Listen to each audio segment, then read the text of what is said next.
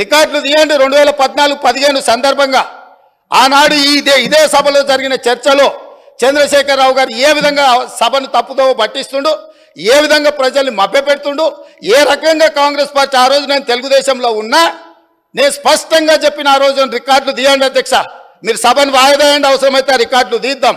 నేను ఆ రోజు చెప్పిన సోనియా గాంధీ గారి దయ వల్ల, జయపాల్ రెడ్డి గారి కృషి వల్ల తెలంగాణ రాష్ట్రానికి ఈ విద్యుత్ సంక్షోభం నుంచి గట్టెక్కింది.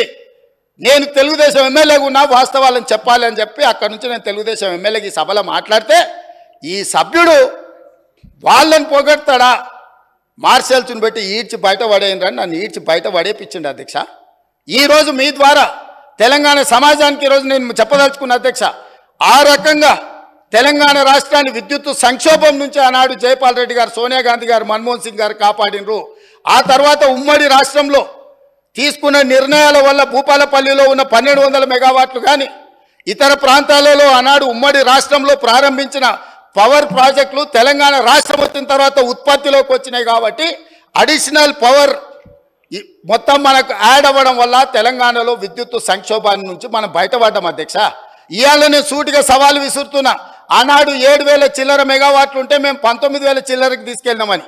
ఎవరు అధ్యక్ష? వీళ్ళ తాతలు ఏమన్నా ఉత్పత్తి చేసిరా, వీళ్ళేమన్నా చేసిరా?